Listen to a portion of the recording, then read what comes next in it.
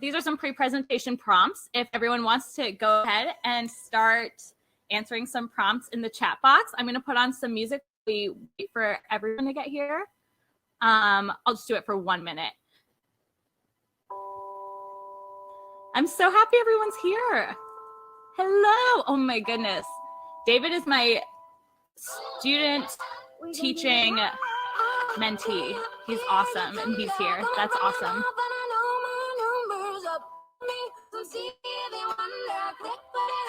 Feel free to answer some questions in the chat.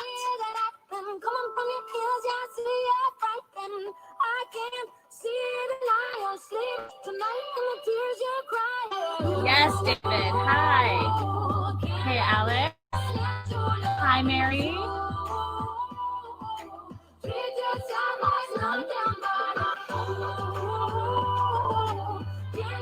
Soon dance party.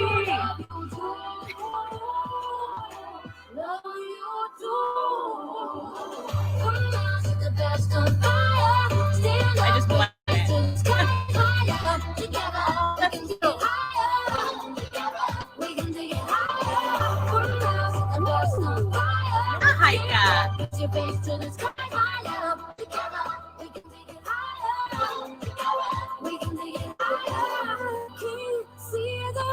Awesome. 30 more seconds. Then we'll get started. Oh, that's so cute.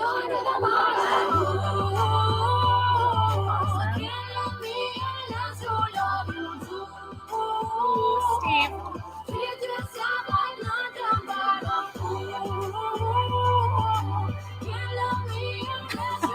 I can't see that.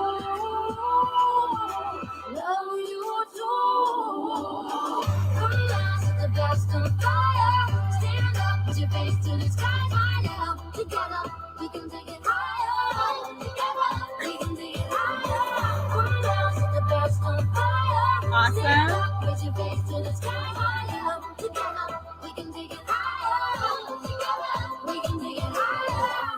I relate so much to my year ending in a fizzle, not a bang. Who said that again? That was perfect. Ooh, eating. Yes.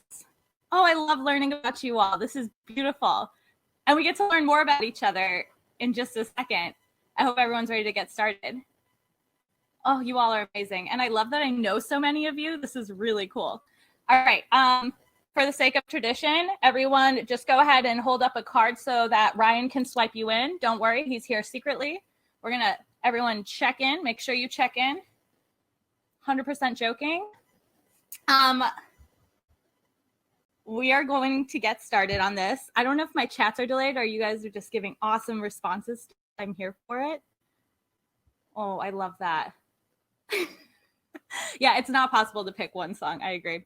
All right, so I want to go over some presentation norms before we get started.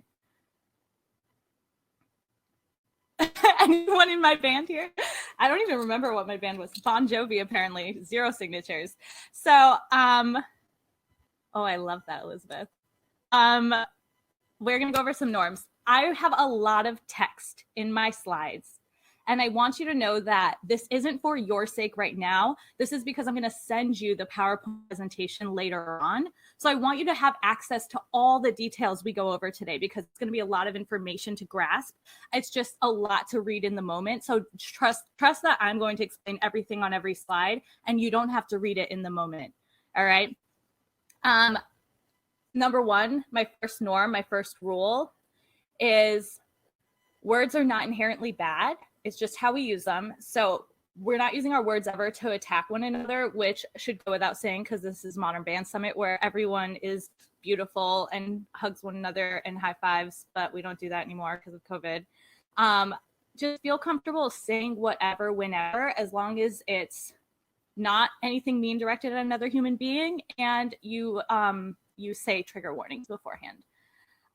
Be mindful of trigger warnings. So that's number 2. Be careful. Some of what we talk about is going to be sensitive information for some people, and be mindful of that. And we are actually participating together in a lot of things today. So you have to let somebody know before you write something out, trigger warning, then say what you're going to say.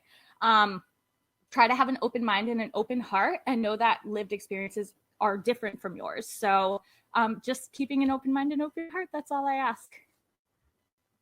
Are you ready for the first activity? We're just jumping right into it. Activities right away. There is a link at the top, a sticky link is that what that's called? And I'm going to actually copy and paste into the chat as well, where you can click on it. That's the link you can click on, and all responses are anonymous here. You're going to click on that link, and I want you to answer the question, what are you hoping to gain from attending this session today? So everyone go ahead and click on that link, and hopefully the internet will allow you to do that. And you can even like people's responses. You can comment on people's responses, engage with one another on there. I'm going to give you about 1 to 2 minutes to get this one done. So go ahead and write your responses. Yay, it works. I'm going to read everyone's responses, and you're going to see my face. It's just going to be all smiles probably for this whole time. It's like on Google Docs where you see people typing. You can like see their thoughts happening. It's so cool. Love this. Should we do more music as it goes? I have my DJ girlfriend. What would your DJ name be? Oh. That should have been one of these questions. You don't have the count. I want love. I want to give it. I want love. Peace deliver. Her DJ name is DJ ADD. 30 more seconds. I want love. I want to give it. You're going to add to it by clicking the plus sign in the bottom right-hand corner. I'll give you a few more seconds. Click on the plus sign. Click on the plus sign in the bottom right corner. I don't have typos while speaking at the same time. It'd be crazy.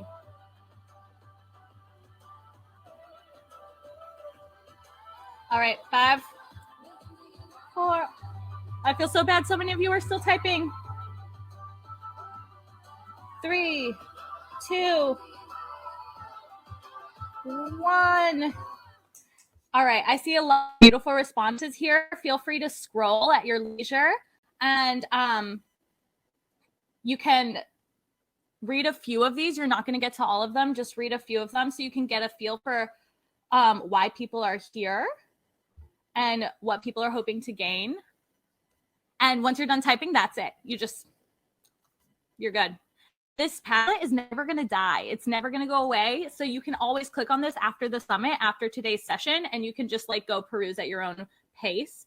I see tools to recognize and unpack biases. That's great. Hoping to gain understanding as my friend calls straight white males SWMs, just like abbreviated it. So I might say SWM. Especially as a POC, I would love to hear about challenges our fellow educators are facing. Okay, awesome. Our next prompt, there's going to be 4 of these total, okay? Oh, yeah. Please don't try to read them all at once, Heather. It's a lot. The next question is, who is your hero and why? So I know that's a lot. Who is your hero and why? This is the new link. So I just put the new link in the chat. I'm going to set the sticky message. Am I allowed to do that? Oh, fancy. Ryan's on. I'm on it. You do everything else. All right, so the next Padlet, who is your hero and why? Remember, click the plus sign in the bottom right-hand corner. I'm going to give 2 minutes for this one. We'll put on something that's not Sia. I'll change it up. What are these? Oh, we like January. That was a good one. She does her playlists by month.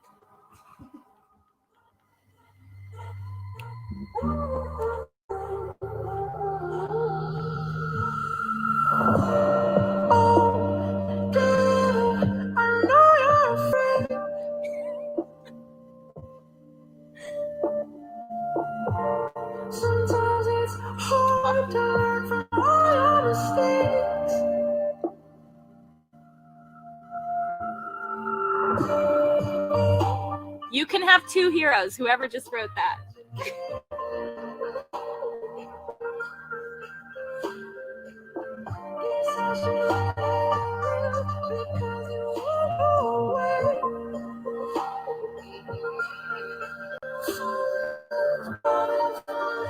One more minute.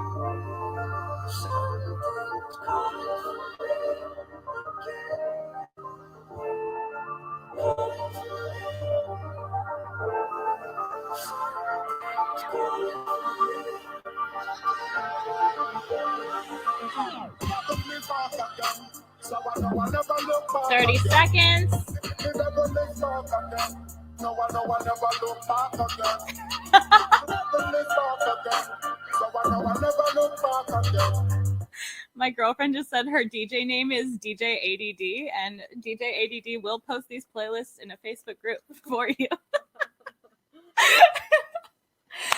Yes, it is disorienting having so many happen at once, but I see a common theme already in your heroes. I see a lot of them are resilient, have overcome a lot of obstacles, have faced a lot of challenges head on, and are just genuinely great people who are kind and compassionate are some themes I'm seeing. Amazing. You all are doing great.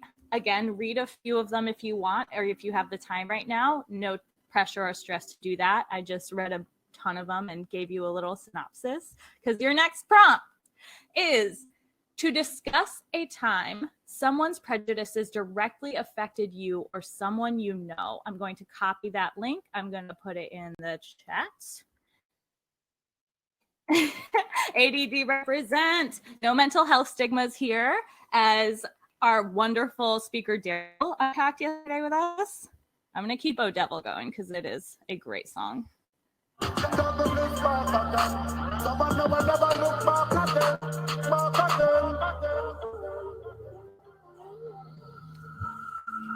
is this?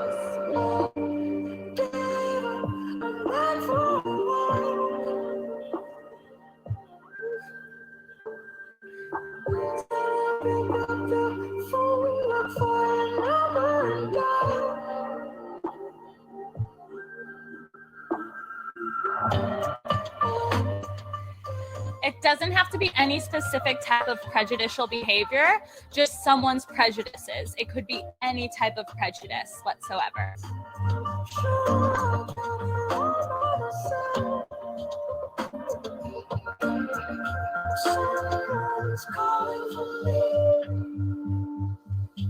More minute.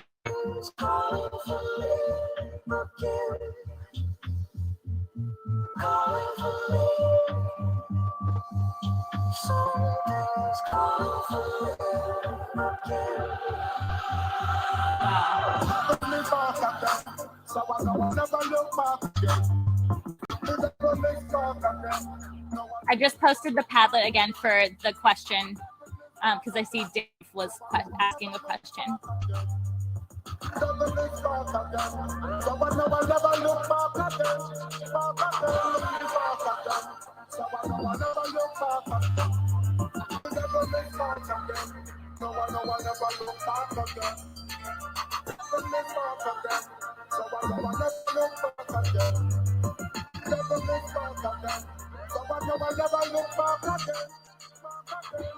Padlet sandwich.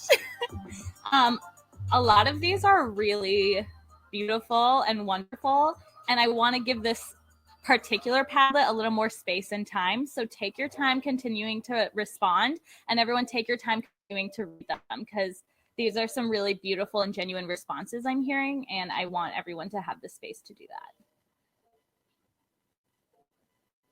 Oh, DJ ADD is working on the next song.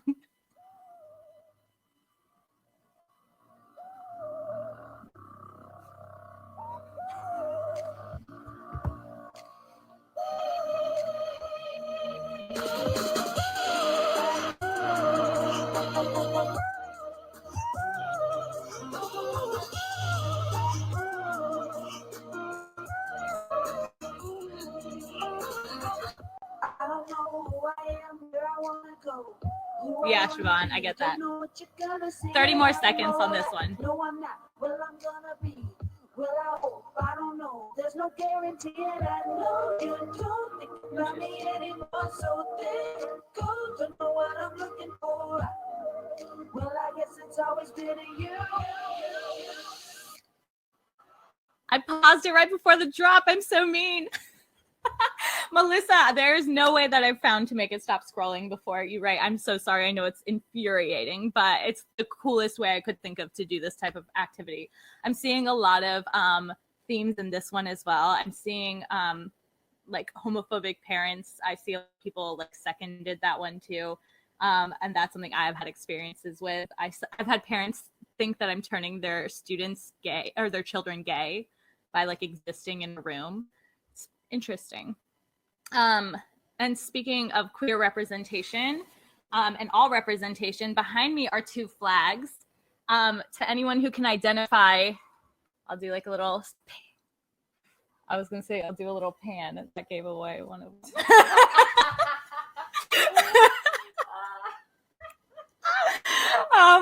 I have the pansexual flag and the asexual flag behind me. I think representation is really important, and this is what a classroom looks like, is a flag for every student identity, and if they don't feel represented, I ask them to make requests. This one's actually the asexuality flag, but pan, definitely, yes. Yes, your pan flag is there, Sarah. Last question, question number 4, this is the last one. This one is really important. A word or a phrase that you feel identifies you. I really want us to all get to know each other in a manner that's more than just names, pronouns, cover the surface. I want like an identifier word, like something that really like helps you express yourself to others, and like something that maybe encompasses a lot of your identity. 2 minutes for this one.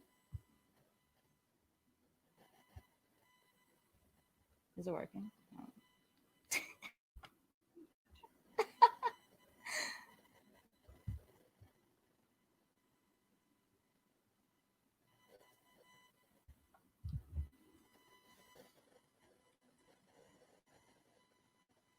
Love that, Dave. Your Padlet links are right there too. It's in the sticky and right here. Love this. DJ ADD is back.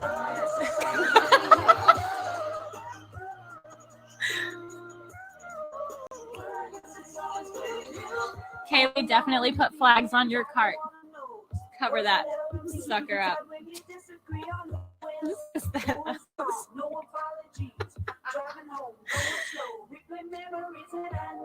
Yes, Heather, we will get to that.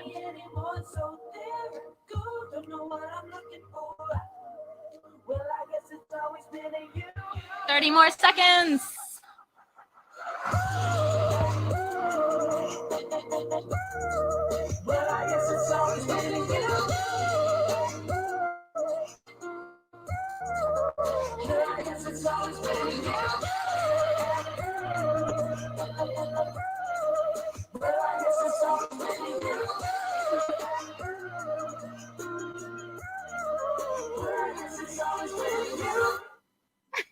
Whoever wrote loud and anxious, I want yours, but it ran away too fast. I get you.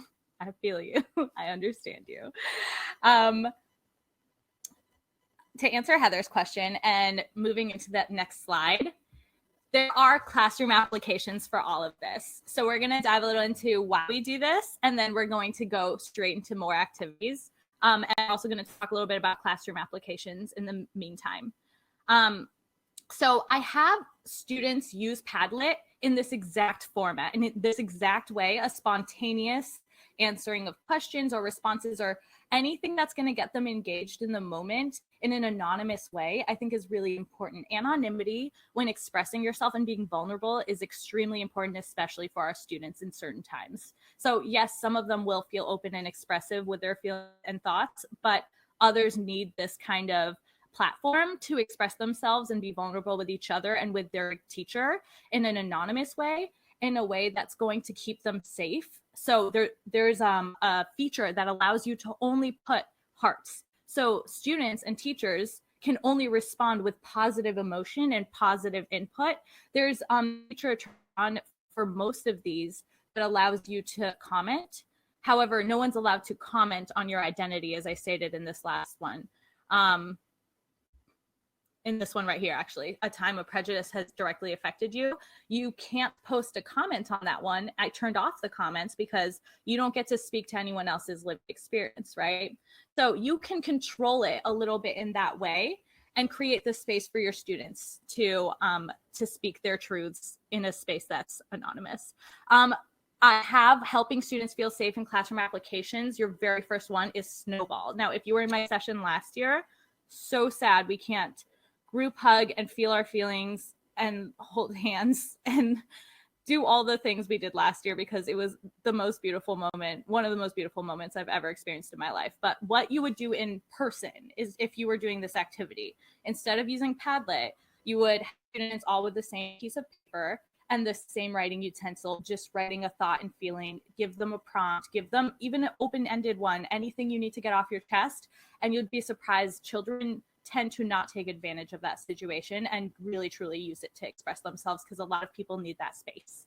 All right. You can also have a class journal. I've done this where you have a journal in the corner of the classroom, and any student can walk up at any moment. They don't need any sort of explicit permission. They just go when they need the time and space, write in the class journal whatever thought, feeling they have, and then can even choose to rip out the page they just wrote and either crumple it up and throw it away, hand it directly to you, or they can keep it in the journal. So I've had a journal going for an entire year before of just like second and fourth graders writing their thoughts and feelings. And there are ways to monitor that, definitely, like, you know, just make sure when they walk up there that they're not abusing the power, but they tend to be really responsible with it. Perform things they've been working on and practicing. I love that. A feature Friday. That's great, Mickey.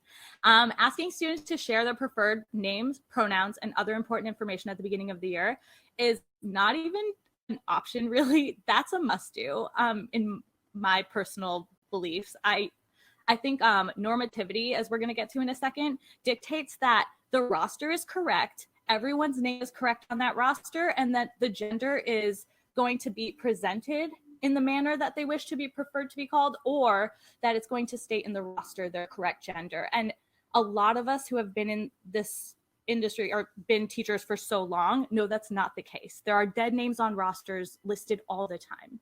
And if you don't know what a dead name is, it is a student's past name after they've transitioned or changed names, is that name that they used to have, that they were given at birth. So that is called a dead name, and it's actually very inconsiderate to say it out loud in front of others and refer to that human as their dead name. And at the end, the last one is just honest discussions. The adult needs to be the facilitator or the active learner in those cases. The adult shouldn't be the lecturer in those cases, like I'm doing now. Vulnerability is so important. It's important to do these snowball activities, these Padlet activities, because you need to feel safe and trust one another, or you can't have a productive classroom. In my experiences, I don't want to dictate to you how to do things, but I promise you it will go a lot better if you do keep those spaces open. And oh my gosh, what's this? Anyways, you have to keep an open mind, and we're going to go over what normativity is. Were we slick? Is the chat dead? No one seems. Oh, there it is. Oh yeah, David has been in my classroom. Oh my goodness, I love that you're here. Okay, so I was David's cooperating teacher for half a year at the school I used to work at. A normativity is a standard, generally widespread. So, oh, I feel bad. Heather didn't catch what color it was. Oh my gosh, it happened again. Okay. Normative ways of thinking are wrought in our social constructs and norms, and we carry ourselves all day, every day, feeding into norms and normativity without even realizing it sometimes. And a lot of people, I feel, are quick to say that we've done away with norms. I've heard this a lot, and it can be super toxic. She said she was going to throw the duck at the most inconvenient time when I'm talking about something really serious. She outdid herself. Why might norms be toxic for some? I want you to go ahead and put in the chat, if you feel comfortable, why might a normative way of thinking be toxic? Normativity is looking at a student and seeing the way they present, maybe seeing a student in a dress and then immediately assuming their pronouns are she, her, and hers. Normativity is, I'm just going to say like a more broad definition or idea around normativity. There are 3 types of people identified in a book by Jason Reynolds and Ibram X. Kendi called Stamped. I hope you read that book. Normativity does leave people out. Thank you, Maria. Denied existences. Yes. Keep these coming. I love this. Post-racial society argument. Aggressive role. Yes. Discourages self-expression. That's huge. Alienate students. It feels hurtful to students. Yes, absolutely. And we can't assume anything about our students. So anything that's normative in our society could be affecting any one person in our classroom at any given moment. You're so tall, you must play basketball. Yeah, like the assumption. The authors of the book are Jason Reynolds and Ibram X. Kendi. Ibram X. Kendi, just on Claire's show, wrote beautiful books. Like Ibram X. Kendi's amazing on anti-racism, and that's his specialty. But this book is called Stamped. And in Stamped, we identify 3 types of people: anti-racists, assimilationists, and segregationists. Now, segregationists believe that anyone who is other should be separated from those who are not othered, right? Assimilationists, we'll get to that. Anti-racists are people who work actively to make sure that they undo those norms and toxic themes running through our society and through our classrooms. And assimilationists, they are the ones who praise people who assimilate and who become the norm and who feed into what's normalized. So commenting when someone of color speaks eloquently or in a white manner, someone who's speaking in a very Americanized manner, they're usually often praised for that, right? They're assimilated, and people praise assimilation. And that's obviously toxic. I hope you see how that can be toxic. And if you don't, I would love for people to ask questions. Made the mistake of assuming a student had parents, caregivers. Yes, that's a huge one, Alex. Students have somebody at home taking care of them, and assuming that they have parents as their caregivers instead of saying guardian or whatever your living situation is, whoever is caring for you, whoever's care you're under, right? We're going to go on to the next activity. Now, I want you to open mind, open heart, grab a writing utensil. You don't even need to write anything down if you don't want to. It can all be up here.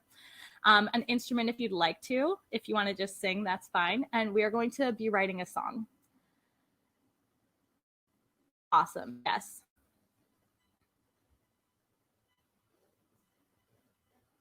Yes, assuming that Black students like hip hop. Yes. These are all examples of normativity. And assuming a parent speaks or reads English. Absolutely. All right.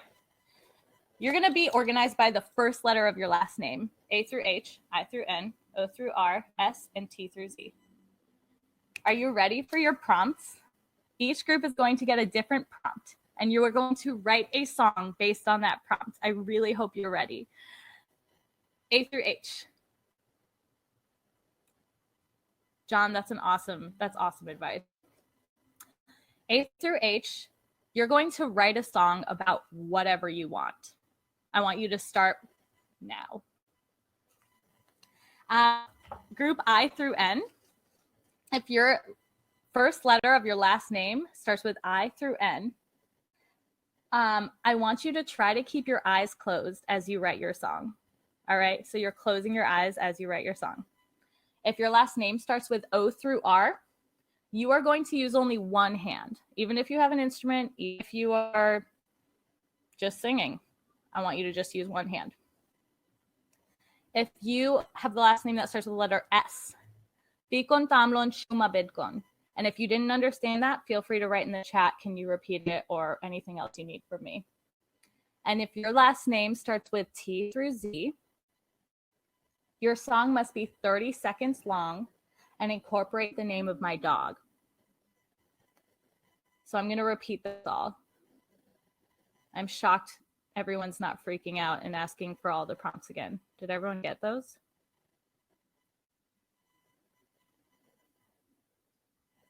Ooh, excellent point, Heike. I could type it out. So A through H,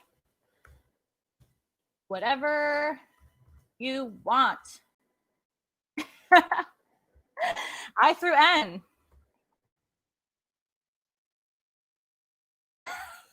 People are already freaking out.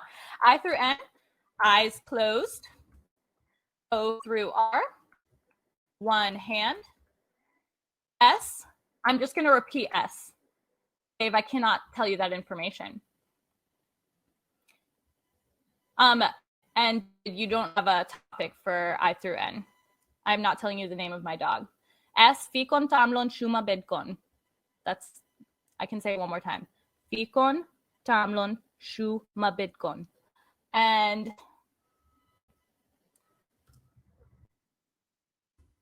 then T through Z, your song must be 30 seconds long and include the name of my dog. 30 seconds and name of dog. You have 30 seconds more to write your song. Okay, I'll give you 1 more minute. 1 minute to write your song. DJ ADD, spin that. Is that what you say? Spin that. I'm not telling you information. I'm so mean. I'm the meanest. I love me. I love me. I love me. Yes, indeed.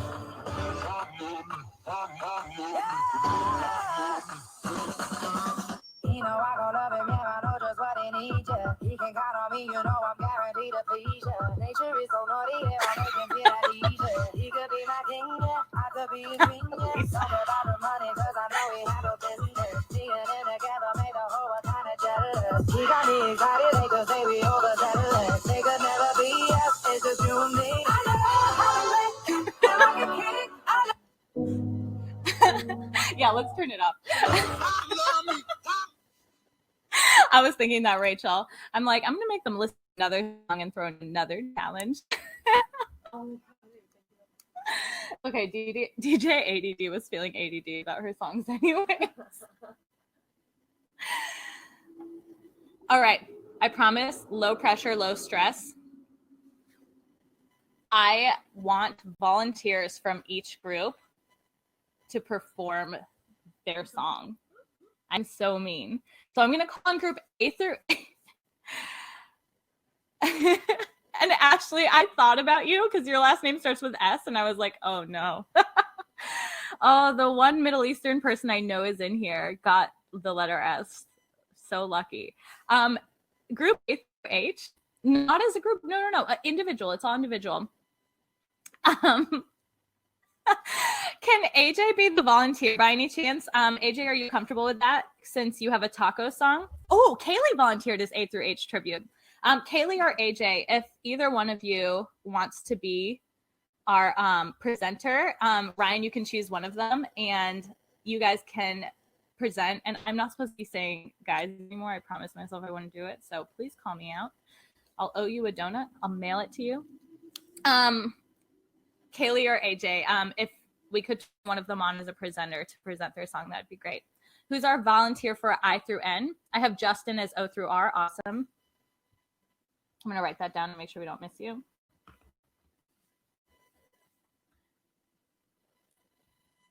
Awesome, Kaylee. Yes, you should be saying y'all. I try to say y'all. And Ryan, can we go ahead and have Justin turned on too? I can do it. Invite as presenter.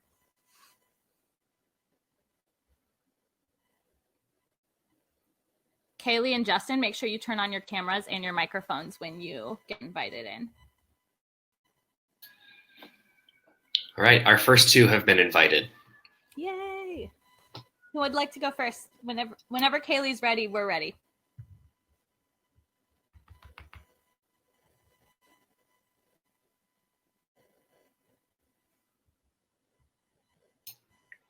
I think you might have to check your email just in case to see if that's where the invite went. Oh no. Thank you, Ryan. And it'll bring you on in just 5 or 6 seconds after clicking the link. Heike's gonna do S. So Heike, I'm gonna add you because I think we're still under the minimum. So Heike, you should have something in there now too.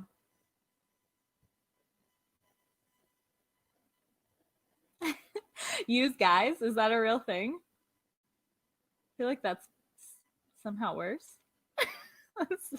I love it. I love it. Use all. I could get down with use all. Oh, you don't see it in your email? Kaylee, I'll try to do it here. Did that work? It's okay if this doesn't work. We can just move on by. I like folks.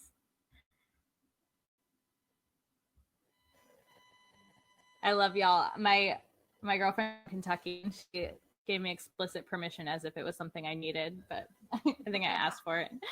So she's now giving explicit permission to everyone here. You may use y'all. Friends. I love that. Okay, if no one's able to join, that's okay. For the presentations, we can move on to the next slide. We're sure it's not working. Yeah, right. Everyone's been invited. I don't know if there's a disconnect right now. Totally fine. Thank you so much, Kaylee and Justin and Heike, I believe it was, for volunteering. And if it randomly pops up in the middle of this presentation, awesome. Everyone, you have with you your product that you made, hopefully, and you'll be able to better gauge this. Oh, people say humans? I love it.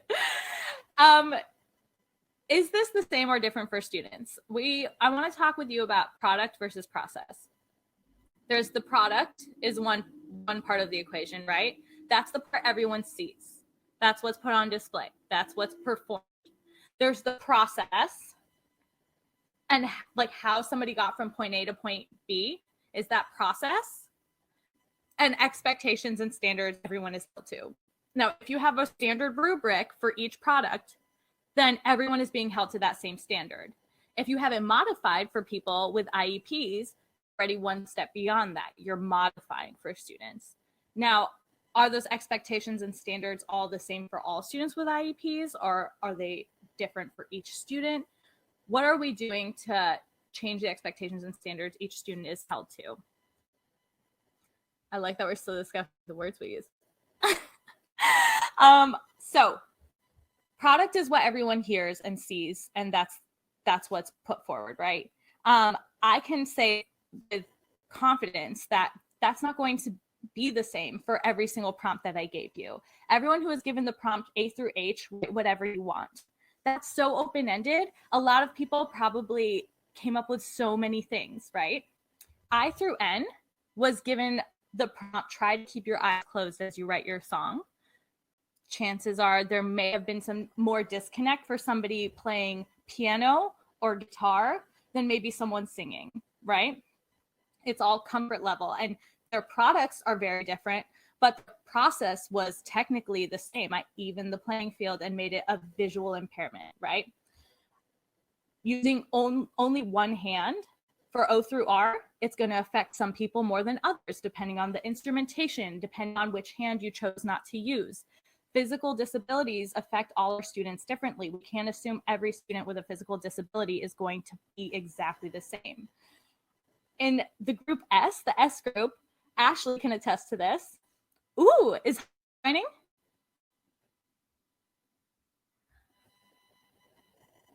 Hopefully I'll just hear her start talking if that happens. Kaylee joined. Oh, I love this. Oh. Hello, Kaylee. Hi, Heike. I got the invite. Yay! So this is Kaylee, right? That I'm speaking to? Yeah, I can't see myself, but I can't either. okay. I'm so sad. I was excited to see you. Oh wow, I could click through your you can hear me though? Go for it. We can all hear you. And Oh, hi. All right, so I'm gonna have Kaylee go first. Oh, Kaylee, there you are. I found it. Are we wearing the same shirt? Yes. Yes. I love it. So Kaylee, your prompt was Anything. Orange man. anything. So Kaylee Yeah. gets to write whatever she wants. Kaylee, go ahead and perform when you're ready. Okay. I wrote about what I saw, which is cats. Here, I have like headphones, so it's funky. I like cats. Cats are cool. I wish I could have cats at school. Whatever she wants. Kaylee, go ahead and perform when you're ready. Okay. I wrote about what I saw, which is meow. Here, I have meow. I like cats. Can you tell I teach elementary? I love that. And it's like coming through, but that was so beautiful, Kaylee. I loved that. I love that people come on and their first instinct is to like flip through the slides. This is great. Sorry. No, I love it. I love it. It shows that it's working. So what we did last time I performed in one of these was everyone wrote ones as their applause, like writing a one meant you were applauding. So if you want to applaud them, you can say yay and exciting and all the cute things you're writing, or you can write ones as your applause. Kaylee, that was incredible. Thank you so much. Next up is Heike. Tell us your prompt and then you can go ahead and perform. Okay, can y'all hear me? Okay, so my prompt was what she said before. This is what I heard. In Klan tamen su mebed Klan. And so what I did, don't laugh at me. What I did was I went into Google Translate and I assumed that it was Arabic, so I chose that and I put in what I wrote down. And I translated it to they descend from the most important thing. And that doesn't mean it at all, right? That's like not even a little bit right. And I said that you can do whatever you want. So I got to that part and then that was it. That's incredible. Did you write a song at all or you just got I wrote down the words and then it was time to stop. So beautiful. And our ELL students, do you think there's a chance that some of them go through the same process and by the time it's our time to perform, they've only just translated what's going on? Yep. Love it. Heike, 200 points for you. Thank you so much. And I believe this is Justin we have here. Hello. Hi. Go ahead and say your prompt and perform whenever you're ready. I had to use only one hand, and so I just used a pencil and put my hand behind my back and wrote some cringy lyrics, so get ready. All right. I don't have like a tune or anything. It's more like a really bad rap. So ready? Here we go. Normativity is a killer, making everything vanilla. Break free from the box, fight the chains and the locks. Live your life to the fullest, only you know when you're truest. That was amazing. We have DJ ADD in the corner. She's snapping with this. She's so happy. That was awesome. Justin, thank you so much. So Justin wasn't necessarily, I was going to ask you this question, but you can stay on or you can leave if you want. Were you super affected by the one hand rule? No. I did this in college once where the professor threw a bunch of socks at us. And if we got socks, we had to put them on our hands and then go through the whole class with them. And I happened to be one of the ones that got a sock. That affected me a lot more because I lost, my fingers. I couldn't use my fingers. Yeah. And that's what really taught me that lesson. So I love that. Yeah, that's incredible. So it was kind of a physical impairment, but you were able to accommodate and you were actually playing something, a pencil, that didn't require, and your voice, that didn't require both hands, all your whole range of motion and all these other things, right? Yeah, absolutely. If it was like piano or like a woodwind instrument, then yes, that would have definitely been more effective. So Yeah. thank Awesome. you. Thank you so much. All the ones. Okay, so as you can see, products were all different, processes were all different. If I was grading this assignment and it was one assignment, write a 30-second song, then I wouldn't be able to grade everyone on the same rubric, right? That just wouldn't be fair. Everyone had different processes and different things holding them back in those moments, and their products were all so drastically different. I can't possibly hold them to the same standard. And same goes for our kids, all situations, right? No one performed the T through Z song must be 30 seconds long and incorporate the name of my dog, but some of our students are just missing information. Unless you are Elizabeth, John, and I think like 5 other people in here who all have met my dog, you don't know my dog. There's 108 of you in here right now. So that means out of 108, 7 of you know my dog. How is that fair? There's just going to be information missing sometimes.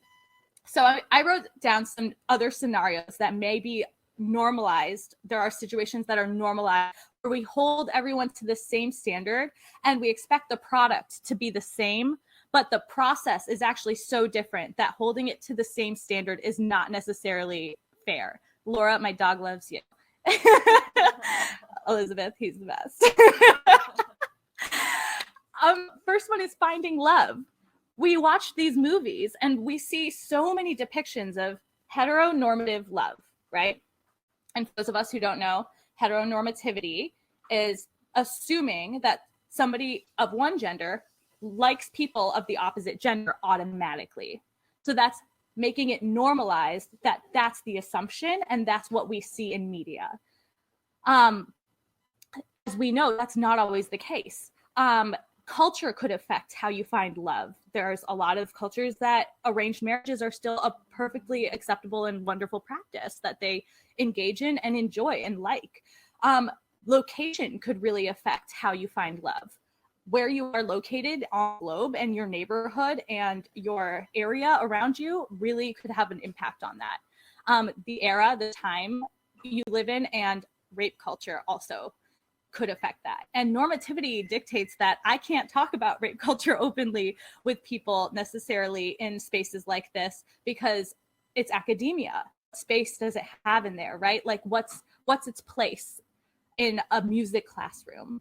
And I would argue that anything that makes us who we are, and any part of our identity that helps shape who we are, is important to bring into the classroom because we see these students so often that we owe it to them to get to know every aspect of who they are if they feel comfortable and okay talking to us about it and bringing it to the table.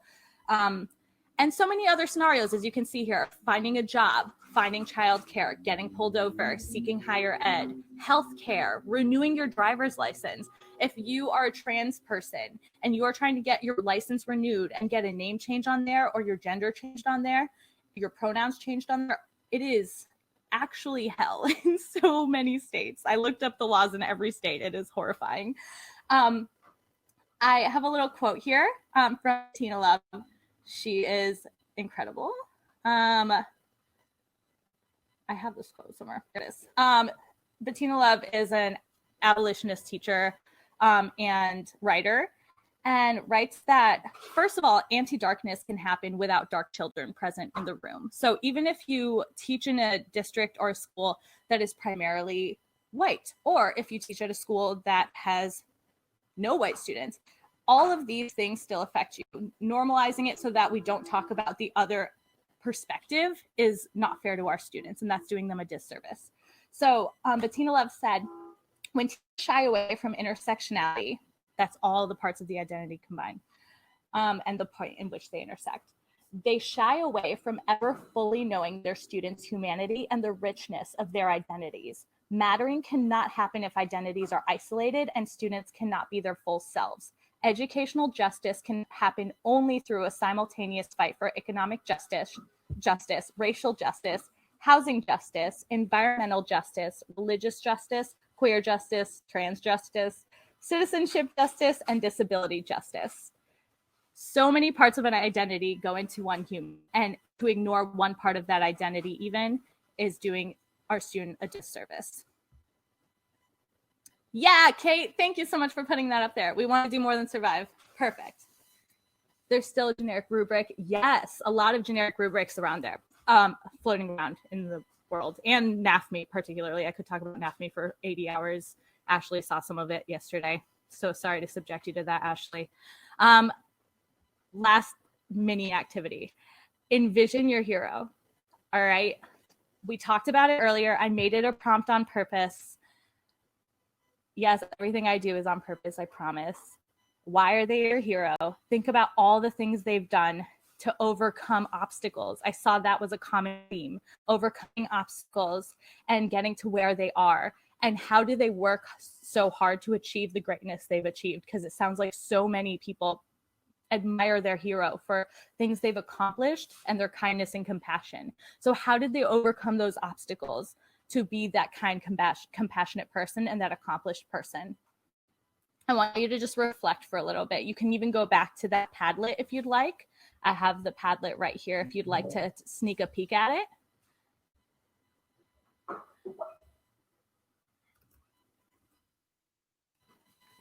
Here's the Padlet if you wanted to sneak a peek at it.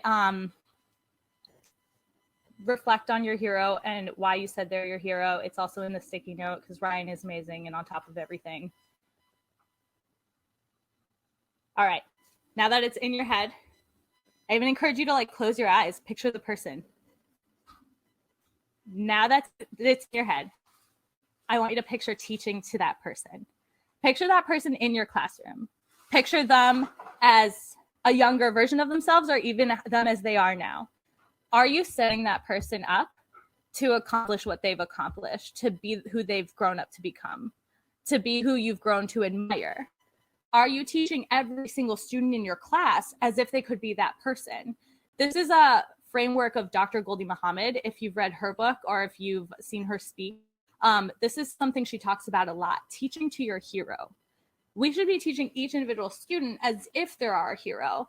And if we feed into normativity, it doesn't really allow us to do that because we're going to assume that, right, every student is the same in that regard. But I need you to envision that every single one of your students is that person that you spoke about at the beginning of this session. Capiche? It's weird not having like responses and feedback. I see it in the chat though. All right, I told you some of these slides. Of course, Maria. I told you some of these slides have so much text in them, and that's so when I give you the PowerPoint, you have all the information.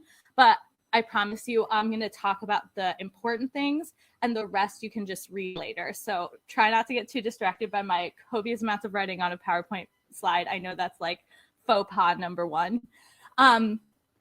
But make sure you're constantly combating those prejudices in the classroom. Be mindful of all identities and do not assume they aren't represented within your classroom.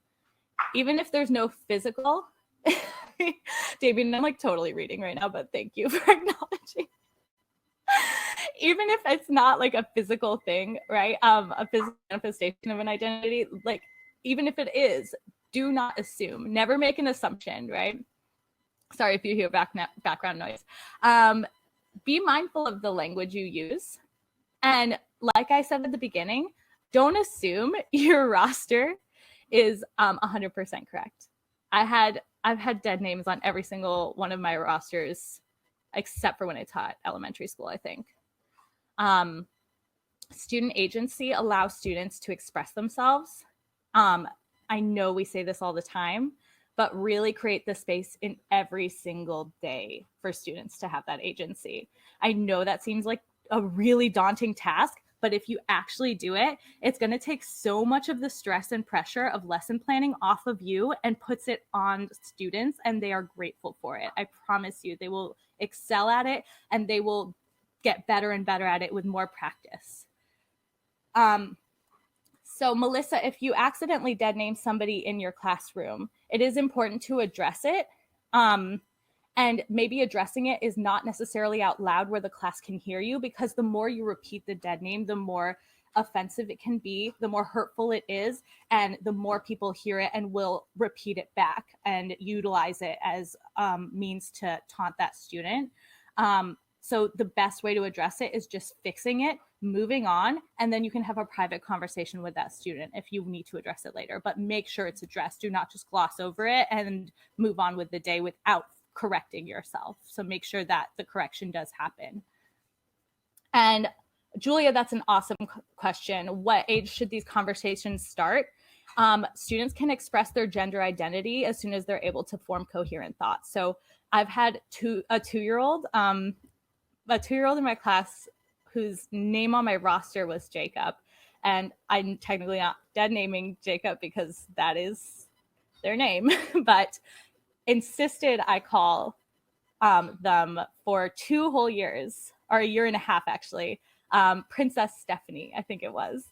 And they insisted they are a girl for those for that whole year and a half. A student can't stick to something like that at the age of 2 and 3 without really knowing. Like, anyone who's hung out with toddlers knows that that is an incredible feat. So as soon as a child is able to coherently express themselves, you need to start taking their thoughts and feelings seriously, definitely. Yeah, all of this. Awesome questions. And keep asking questions if you have questions that pop up, because there are a lot of things. Make sure you mark it as a question so I see it. Is there a way to introduce pronouns with K through 4? Definitely. Please ask students their pronouns and explain what those mean and what those are at a very young age. The younger you start them with explaining what that is and explaining its importance, explaining that we don't necessarily all have to go by the gender and that we were assigned at birth, right? Like the sex that we were given at birth, and we can feel a certain way or feel differently, and at any point decide that, you know, I'm going to change this up. And I have seen kindergartners and first graders go a little crazy and it's adorable, but they tend to be really responsible about it. Usually starting in 2nd grade, I've seen a lot of students take that responsibility seriously. Awesome questions. Okay, be malleable, obviously. Be willing to change at any moment, and let students know if one day they come to school and their pronouns are she, her, hers, and the next day they come to school and they, them, theirs, and the next day they are he, him, his. That's okay. That's never a problem. It's on us to adjust, not that student. I know we have only 2 more minutes, so I'm gonna let you all open it up to questions. You can read the rest of these definitely later. Just make sure you're creating the space and open to all students. And the most important thing on this slide is I'm going to say lead by example. If you're vulnerable with your students and you're open and honest with them, then they will do the same in return, but you can't expect it from them if you don't do it yourself. So we have to be vulnerable and open with our students. I speak candidly with my students about a lot. How do you address this in schools tied to religion when parents may view this as a taboo discussion? Robert, great question. We are protected by a lot of laws. In terms of freedom of speech, I know with gender sexuality, Title IX covers us, and we are able to speak openly about this stuff and candidly without repercussions because of religious beliefs. And we don't have to impose, obviously, thoughts or feelings or beliefs on any student. We get to just start the discussions and facilitate them because the adult is the learner, right? And they are the facilitator. I would speak about it with your admin first, and then also let students lead the, I would let students lead that discussion. I'm sorry, I know we're so crunched on time, so I'm trying to get to all these. How do you handle parents who don't know? Parents have oftentimes approached me and taken issue with the way I candidly speak to students. And I say often, but it really happens like once or twice a year. Most parents are kind of grateful that the conversation's off their hands, honestly. But parents who get a little frustrated, it's just, it takes conversation and a ton of patience, a ton of patience. I told you I've had those parents who thought I was turning their children gay, or that my presence was like really toxic, simply because of my gayness and for no other reason. So just having open discussions with them about that and what that means. How often would I open the pronoun name discussion in an elementary classroom? As often as it takes, Sarah. So if the students need reminding, or you need to keep going over what pronouns are and why they matter, then I would go over it as often as it takes. Any thoughts too on what to do when the school culture is not quite as open as the culture in the music room? Oh, John, that's really common actually. I actually, if you have teacher friends or peers in the building, definitely address it with them and make sure similar conversations are continuing in their classrooms if they are open to facilitating, and make sure you address it with administration too if they're open to that as well. I speak to my administration about this often, and our focus for next year is identity-centered learning. So all student identities being valid and us focusing on their intersections and not ignoring any part of any student and teaching to that. So John, definitely there are ways to go about it. Oh, that's so sweet. We can go over time. Any ideas on approaching discussions with paras who enforce normativity in the classroom? Ooh, that's even tougher. I've definitely pulled paras aside. I have paras who have misgendered students and continued to and yelled at me because they believe, you know, the birth name is the name that they should be going by. Even if a nickname is brought up, they get really upset. So I bring it up with them one-on-one, and if they're still reluctant to have open dialogue and be open to that conversation, I loop in the classroom teacher. And if the classroom teacher is still upset about it, then I loop in administration. You have to just keep going higher and higher up, unfortunately, if they're not open to reasoning. How often I ask students to share their, I asked students at the beginning of the year to write it anonymously, Sarah. So I asked them their preferred name and their preferred pronouns, and they write it anonymously on a piece of paper, and they hand it in to me at the beginning of the year. So I permanently have that piece of paper. And on that piece of paper, I ask what name is on the roster. So my roster is name on the roster, preferred name, preferred pronoun, and that's how it's listed in my roster. I know we're so short on time, so I'm going to go to this last slide. This is also important. These are ways that you can actively combat prejudice in your community and take it into your classroom. But here's how to get a hold of me. Any suggestions if your administration's not open? These are all good questions. Okay. Administration's not open to it. Alana, definitely that is an obstacle. I've actually left schools because I've had administration who I could see their culture was toxic to the students, and I couldn't sit around and watch that anymore. But know that you have rights legally, and research those rights thoroughly. So if gender is the point of issue, then your administration legally has no say in that conversation, because Title IX does protect you, the teacher, and the student. Andrew, do you use androgyny and gender expression in American rock pop frame to enhance your exploration of gender identity? Absolutely, Andrew. I talk about androgyny, I talk about gender expression, I talk about all these popular musicians that we listen to and watch and follow and worship sometimes. And I talk about their personal lives. I even talk about Tchaikovsky. I talk about Freddie Mercury. I talk about everyone I possibly can talk about. Janelle Monáe. I talk about fluidity. I talk about as much as I possibly can in the framework of these artists, because they're a great place to start. You can even now talk about mental health in the framework of Run DMC and Daryl. Like, we have these platforms and we can use them to like show students how music connects so much to all of this. Awesome. Cool. Y'all are awesome. Oh, it's a 30-minute lunch. Lovely. Just know everything is on my website, this website right here. I will put it also in the chat right now. And you can get a hold of me via email. My email address is right there as well. So thank you so much, everyone, for joining. This was a ton of people, but I'm really happy you could all be here. I currently teach in New York City. Well, I teach in the Bronx. And I kind of have it easier, I would say, because of that. But also, it's tough in any location. It's tough at any school. Oh, I love that you did ones. Steve, you're awesome. Wait, Steve, I forgot the segue to the dance party. No. Yay. Love everyone.